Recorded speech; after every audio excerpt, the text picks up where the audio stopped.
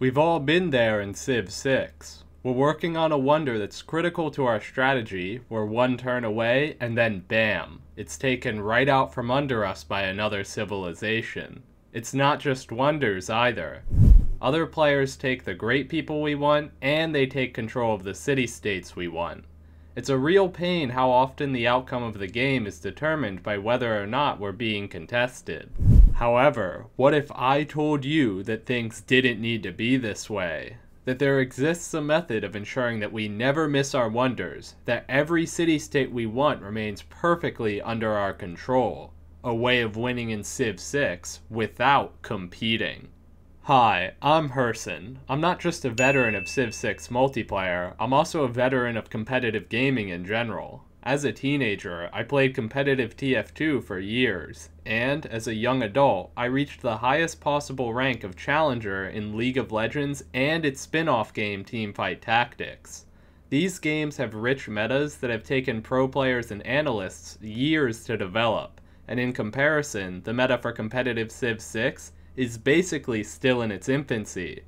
In this video, we'll be pushing the meta for Civ 6 just a little bit further by borrowing a concept from Teamfight Tactics.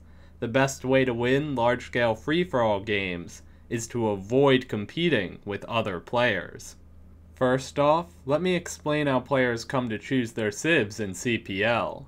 Actually, let me explain what CPL is. Multiplayer Civ 6 public lobbies are well known for being a mess, with players rage quitting and leaving games constantly. To rectify this, a Discord community known as the Civ Players League has arisen to create a more structured environment for competitive multiplayer games, complete with ELO ratings and additional rules to ensure competitive integrity. In this league, games begin first by having players vote on various pre-game settings, such as the map type and any civs they'd like to ban. Once the settings are finalized, every player is given a draft of 6 to 7 civs to choose from, and are able to take their time shuffling between whatever civs they want for the next couple of minutes before the start of the game. However, the phrase "start of the game" is misleading here. In reality, the game has already started. The draft is a critical phase of the game with more skill expression than is readily apparent. There are 3 main things to keep in mind when picking a civ during the draft. First, which map type was picked. Maps like 7 Seas and Tilted Axis heavily favor naval civs, for instance, while maps like Pangaea and Lakes favor inland civs. Secondly, how do the other settings benefit your civ? For instance, a wet climate favors civs that rely on forests, like Vietnam and Brazil. Canada prefers disaster level 0 to avoid blizzards, but Egypt prefers disaster level 4, as they're immune to flood damage but can still reap the rewards. Some lobbies restrict the number of city-states as well. A lobby that disables all of the scientific city-states will favor civs that are less reliant on campus buildings to generate all of their science, such as Tokugawa and Portugal. Lastly, what civs are already being picked? Are they picking commercial hub openers, religious openers? What sort of wonders do these civs like? What niche is currently going uncontested? Basically, there are several categories that civs can fall into. There's the classic trifecta of commercial hub openers, harbor openers, and holy site openers, and there's also subcategories such as book grabbers, wonder spammers, industrial zone spammers, etc. A civ can belong to multiple categories at once. For instance, Victoria Age of Steam is both a naval civ and an industrial zone enjoyer, while Movember is both a commercial hub opener and a book grabber. Each of these categories have their own set of wonders, great people, and city-states that they prioritize. If we want to minimize how much we're competing with other players, we simply have to choose a civ from a category nobody else is playing. There are other concerns beyond these simple categories too. Some civs have overlaps in their game plans that are more egregious than others.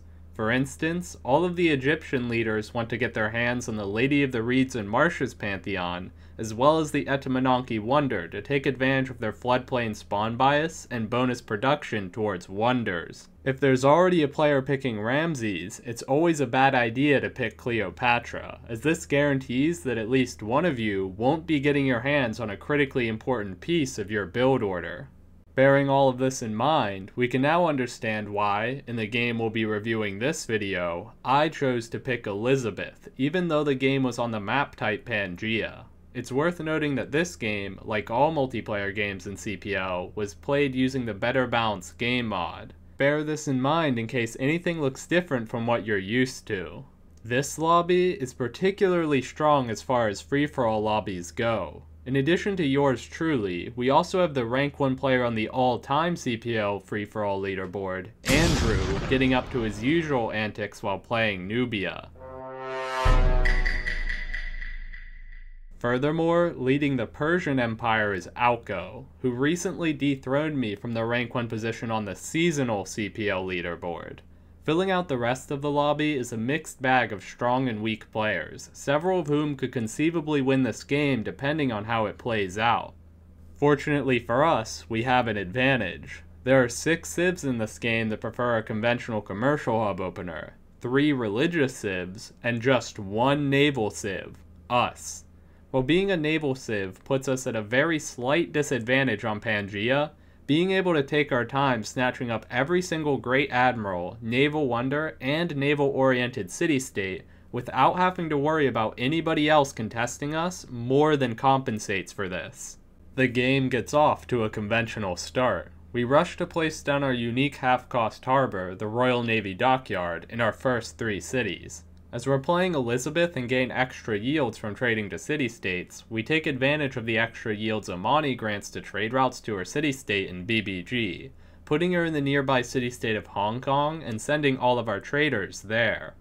The first major advantage conferred to us by being the only naval civ is our claim to the mausoleum at Halicarnassus. Despite it being a top-tier wonder, we can still take our time getting our hands on it, since it can only be placed next to a harbor. We can tell from a glance at the Great Person screen that nobody else is generating any Admiral points, so there's no risk in delaying building this wonder until we need it. On turn 44, our pace is far from impressive. However, Lady Luck finally smiles upon us, and we meet the city-state of Nan Madol, a top-tier city-state even after having been nerfed by the Better Balanced game mod. Nan Madol grants us a substantial amount of culture for every specialty district placed adjacent to coasts and lakes, including our harbors. Without any naval civs to contest us, we should be able to take control of the city-state with ease. We finish the mausoleum at Halicarnassus on turn 48, and we make a big decision. This game, we're fully committing to spamming industrial zones. Between having Mausoleum for an extra charge on all great engineers, and having control of Hong Kong for 20% extra production towards city projects, there is no reason not to go all in on trying to snatch up all of the best great engineers. Placing down as many industrial zones as possible is the way to go here. Of course, building industrial zones means we're not building other types of districts, so what do we cut? Theater squares, of course. Russia and Greece are already going all in on snagging all of the great writers and artists, and we don't want to compete with them if we don't have to. Furthermore, we can simply rely on Nan Madol to carry our culture for us. In order to reinforce this strategy, we settle the city of Hull. While it looks strange at first glance, this city plays a key role in setting up our aqueducts and industrial zones for maximum adjacencies, and will eventually become a powerhouse in its own right. On turn 54, we've fallen a fair bit behind the high rollers in this lobby. Alco on Persia, Alcine on Aztecs, and even Koyak on Russia are pulling ahead of everyone else.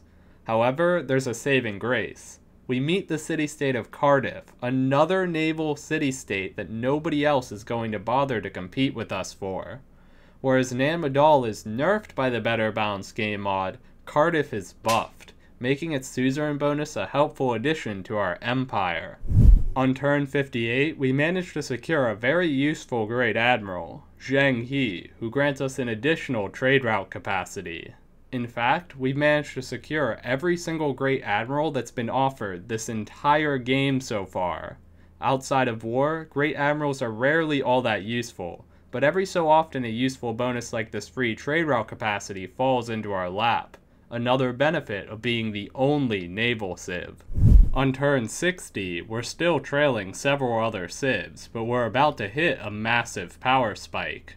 It's time to cash in on having built the mausoleum at Halicarnassus, and we begin running industrial zone projects to snatch up all of the good medieval era engineers. This pays off, as on turn 61, we're able to take both of the medieval era wonder production engineers, each of whom are granted an additional charge by the mausoleum. Furthermore, all of our projecting was benefiting from the suzerain bonus of Hong Kong, so we were effectively able to obtain these engineers at a bargain. This presents an opportunity to create a huge tempo swing in our favor and claw our way back into a winning position.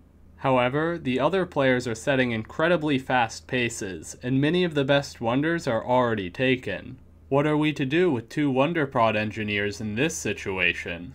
Thankfully, as the only naval civ, there's an obvious solution. We can secure the Colossus, which requires a harbor, and Kilwa Kisiwani, which can only be placed adjacent to the coast.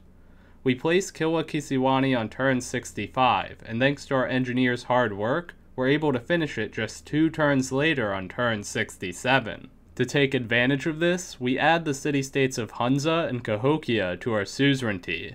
With 2 orange city-states in Hong Kong and Cardiff, as well as 2 gold city-states in Hunza and Cahokia, we're now gaining 15% extra gold and 15% extra production towards buildings empire-wide from the effects of Kilwa Kisiwani. This is the massive tempo swing we needed to catch up to the players who are in the lead, but we're not done yet. We want to win, so we again enlist the help of Hong Kong and Mausoleum as we begin running more industrial zone projects in our cities to generate some great engineer points. This pays off on turn 70, as we're able to recruit both Leonardo da Vinci and Filippo Brunelleschi. Da Vinci in particular is key to our strategy. This engineer grants us 3 culture per turn on every workshop in our empire when we activate his effect. Normally, we could only do this once. However, we have the mausoleum at Halicarnassus, so we can actually activate Da Vinci twice. This means that every workshop in our empire now provides plus 6 culture each, and with 6 industrial zones across 9 cities, this totals to 36 culture per turn, increasing to 42 culture per turn after amenity modifiers. On turn 72, we lead the lobby in terms of culture, despite only having a single theater square in our empire with no great works in it. Our cultural output is being entirely carried by Nan Madol and Da Vinci. Brunelleschi, of course, has a role to play as well. This great engineer secures Oxford University for the English people, instantly completing 2 technologies and letting us tie Auko, playing Nader Shah, for the tech lead. At this point, for the first time all game, we can finally say that we're comfortably in the lead. Just 30 turns earlier, we were trailing the other top players, and we simply couldn't hope to compete with them for the best wonders and city-states. However, we didn't have to compete with them. By focusing on naval-exclusive wonders like Mausoleum, Colossus, and Kilwa Kisiwani, naval-exclusive city-states like Nan Madol and Cardiff, and even getting a boost from great admirals like Zheng He, we were able to claw our way back to the top while facing minimal risk.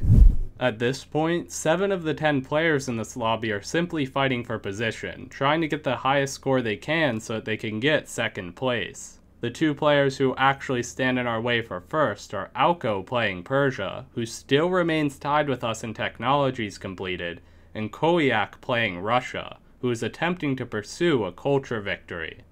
If you've been following this channel, you know what's coming next.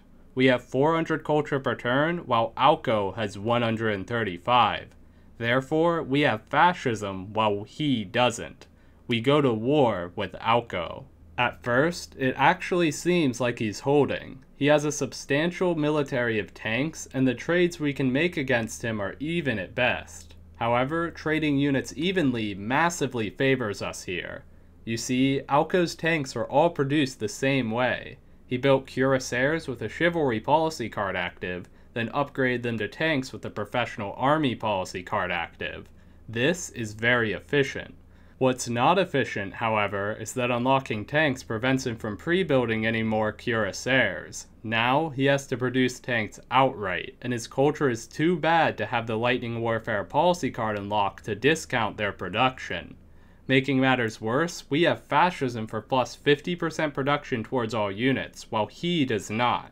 With effectively twice as much production towards units as Alco has, we're simply able to exhaust all of his resources and overwhelm him in the long run. From here, dealing with Koyak is easy. While our cities work on producing space projects and gearing up for our science victory, we buy a ton of giant death robots and send them to harass the would-be culture victory pursuer, forcing him to divert resources away from his win condition. In the end, we're able to close out the game with a turn 110 science victory. In summary, we were able to win a free-for-all multiplayer lobby consisting of some of the strongest players in CPL, even though we had a mediocre start. All of this was possible thanks to the fact that we were able to avoid competing with everyone else, focusing on the naval civ niche that we alone were brave enough to fill when the pre-game vote determined that we'd be playing on Pangea. So, next time you're playing a game in CPL, think about what other players are picking when you choose which civ to play. If nobody's competing for great works, consider picking Greece. If nobody's playing a religious civ, consider that all of the white city-states will be basically uncontested. If the map type is voted to be 7 seas and the 9 other bozos in your lobby pick naval civs, consider going against the herd and picking a commercial hub civ. All of the early great merchants are fantastic, and monopolizing them is setting yourself up for success. Thanks for watching to the end of the video. If you want to catch full games of Civ 6 multiplayer live, be sure to follow me on Twitch at twitch.tv/Herson100. I have a ton more videos on this channel featuring high-level multiplayer Civ 6 strategies you can't find anywhere else on YouTube, so be sure to drop a subscription if you want to see more. That's all for now. Herson signing out.